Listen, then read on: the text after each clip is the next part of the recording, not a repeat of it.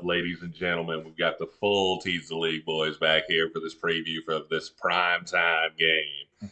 We got the Titans heading into Pittsburgh to play the Steelers. Steelers are 3-point favorites, and the total is set at over under 37. Gage, what are your thoughts on this game? Yes, sir. Big time game here tonight. AFC matchup.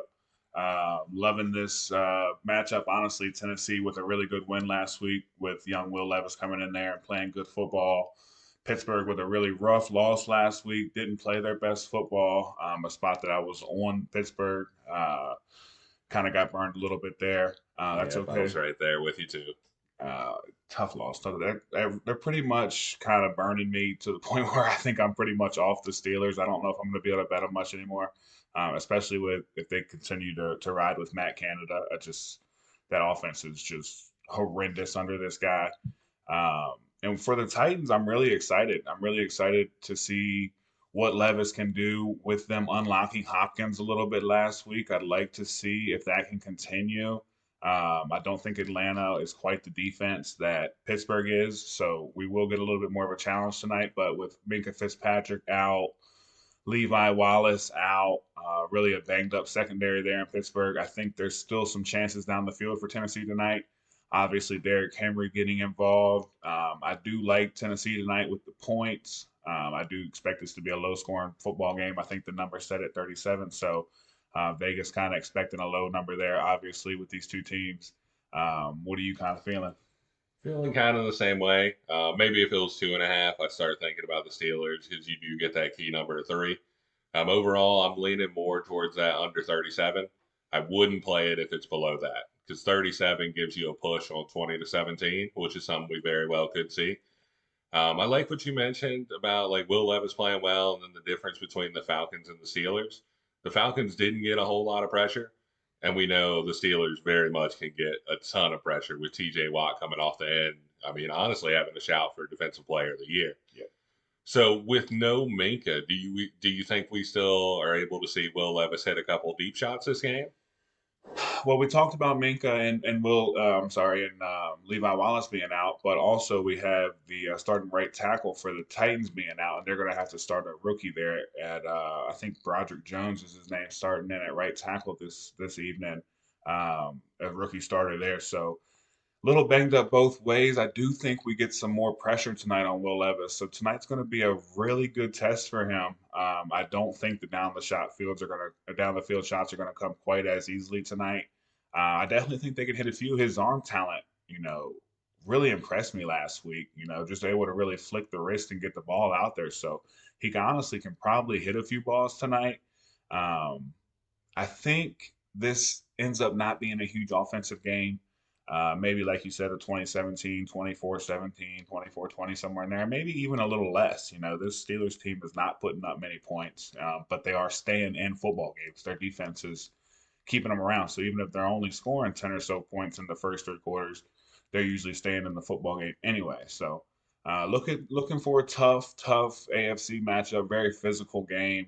Expect a lot of King Henry. Expect a lot of Najee Harris, maybe trying to open it up a little bit. And can we see George Pickens again? The guy is such a beast, but they're struggling to get him the ball. One of the best playmakers we have in the league. But if you can't get him the ball, it's really frustrating for a guy like that. So um, I do think Tennessee can take some shots down the field, but I don't think it's going to come nearly as easily as it did last week. Yeah, and honestly, love you mentioning Pickens there because Tennessee's a little bit vulnerable for deep shots as well, Yeah. especially since they traded their star safety Kevin Byard. Like you may be able to beat them over the top, especially after you're running the ball with Najee Harris or checking it down to Jalen Warren. You can get those safeties kind of creeping down. So it'd be interesting to see who can hit that big play, whether we see a big bomb to Hopkins or we see a big bomb to Pickens because the Titans are going to be able to run the ball. Derrick Henry is King Henry. King Henry. He's also Mr. Primetime. Yeah, That dude shows up in primetime. for sure. Last thing I wanted to mention is maybe not as much about who wins this game, but dude, how cool would it be to be Will Levis and your first win comes in those throwback jerseys? His Oilers uniform looking super sweet last week. But the last thing I kind of want to mention for this game is his coaching matchup. Oh my Uh, goodness. Mike Vrabel coming in as the underdog is always a really strong bet. And then we've got, our boy Mike Tomlin, VA boy, who we, always rave about on this podcast. Coming into the season, these two guys would have been in my top five coaches in the NFL. Seen a couple weird plays out of Vrabel this year that have kind of I didn't love as much, but still love Mike Vrabel. Still love the way he coaches a football team, physical, tough attitude, always trying to win a football game.